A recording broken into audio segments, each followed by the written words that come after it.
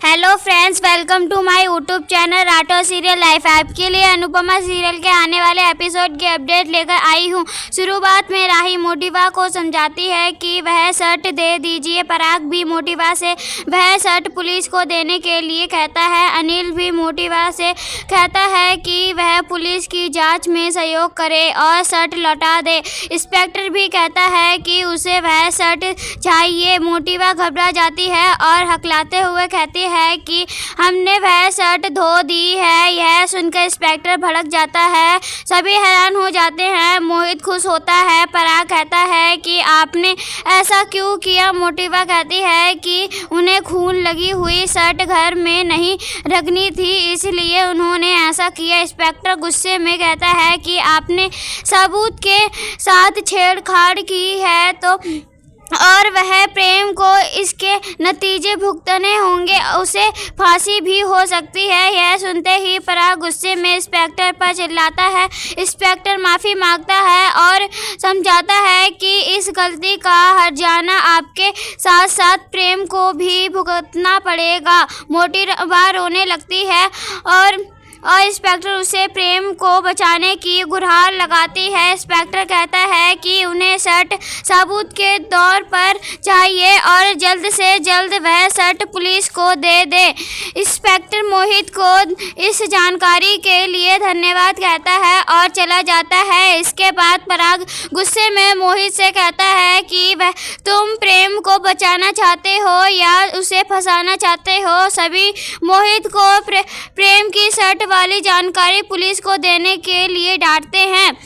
ख्याति और गौतम भी मोहित से पूछते हैं कि क्या वह सच में प्रेम को फंसाना चाहता है। मोहित बड़ी चालाकी से कहता है कि अगर आप उसको ऐसा इरादा होता तो वह यह भी बता देता कि मोटिवा ने शर्ट जला दी है। इस पर पराग कहता है कि जब इतना सब कुछ बता दिया है तो यह भी बता देते। मोहित अपनी सफाई में कहता है कि पुलिस आमतौर पर मिडिल क्लास लोगों के साथ भेदभाव करती है। अगर वह सच नहीं बताता तो पुलिस को लगता कि वह झूठ बोलकर प्रेम को बचाने के लिए कोशिश कर रहा है।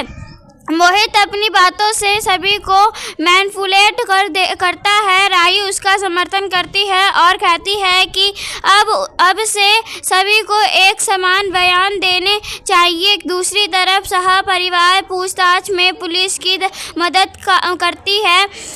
इंस्पेक्टर उन्हें धन्यवाद कहता है और चला जाता है। तभी प्रेम के लिए परेशान होते हैं। दोस्तों को सोचता है कि अगर वह प्रेम की बेगुनाही साबित नहीं कर पाए तो क्या होगा। बाबूजी उसे सकारात्मक सोचने को कहते हैं। बाबूजी सभी से प्रेम के लिए प्रार्थना करने को कहते हैं। इसी बीच माही दुखी होकर रोने लग जाती है। तभी लीला उसे डांटती है और कहती है कि इतना तो राही भी नहीं रो रही होगी जितना तू रो रही है। वह अब चुप हो जा वरना तुझे तेरी माँ के पास भेज दूंगी। यह सुनकर माही रोते हुए चली जाती है। दूसरी तरफ मोहित जेल में प्रेम से मिलता है। वह प्रेम की वीडियो रिकॉर्ड करता है और उसे आशीष की हत्या की बात कबूल करवाने की कोशिश करता है। प्रेम साफ कहता है कि उसने किसी की हत्या नहीं की है। प्रेम काफ़ी डरा हुआ होता है और मोहित इसी का फ़ायदा उठाते हुए प्रेम को बार बार यह कहता है कि वह लड़ाई के बाद वापस कैफे गया था और उसने आशीष को मारा है। वह प्रेम को यही बात जानबूझकर याद दिलाने की कोशिश करता है। प्रेम काफ़ी घबरा जाता है लेकिन वह यही कहता है कि उसने सिर्फ मारने की धमकी दी थी लेकिन उसने किसी का खून नहीं किया है। दूसरी तरफ राही कमरे में आती है और गुस्से में कमरे की चीज़ों को फेंकने लगती है। वह कहती है कि ऐसा उनके साथ ही क्यों हो रहा है। तभी वासहा आता है और उसे समझाता है। राही रोती है तो वासहा कहता है कि प्रेम जल्द वापस आ जाएगा। दूसरी तरफ अनुपमा और राघव त्रिपाठी से मिलने जाते हैं। त्रिपाठी उनसे बचने की कोशिश करता है लेकिन दोनों उसे रोक लेते हैं। राघव उस पर झूठ बोलने का आरोप लगाता है। अनुपमा पूछती है कि अपने बेटे को खोने के बाद भी वह इतने शांत कैसे रह सकते हैं। त्रिपाठी कहता है कि वह बस अपने बेटे के लिए इंसाफ चाहता है। वह दोनों को जाने के लिए कहता है, लेकिन राघव उसे धमकाता है कि वह शायद भूल रहा है कि राघव सिर्फ जेल से छूटा है, लेकिन वह अब भी वही राघव है। वह त्रिपाठी से कहता है कि मैं साफ देख रहा हूँ, तुम झूठ बोल रहे हो और तुम प्रेम के खिलाफ साजिश कर रहे हो। त्रिपाठी कहता है कि वह अब बदल गया है, उसका बेटा सच में लापता है और प्रेम ने उसे मारकर कहीं फेंक दिया है। अनुपमा कहती है कि प्रेम ऐसा कभी नहीं कर सकता, और अगर ऐसा है तो वह मोहित को कैसे जानता है। त्रिपाठी चौंक जाता है, लेकिन तुरंत बहाना बनाता है कि मोहित उसे केस वापस लाने के लिए पैसे का लालच दे रहा था। वह अनुपमा को धमकी देता है कि अगर उन्होंने उसे परेशान किया तो वह पुलिस में शिकायत कर देगा कि उसे केस वापस लेने के लिए धमकाया जा रहा है। इस पर राघव उसे धमकी देता है कि अगर उसकी बातें झूठ हुई तो वह उसे नहीं छोड़ेगा। वह दोनों चले जाते हैं। तभी अनुपमा को त्रिपाठी के घर पर किसी की परछाई दिखती है और उसे शक होता है। राघव उसे भरोसा दिलाता है कि वह प्रेम के साथ ऐसा नहीं होने देगा जो कभी उसके साथ हुआ था। अगली सुबह अनुपमा भगवान से प्रेम और राही के लिए प्रार्थना करती है। वह सभी पशु पक्षियों को खाना खिलाती है और उनसे प्रेम के लिए प्रार्थना करने का अनुरोध करती है।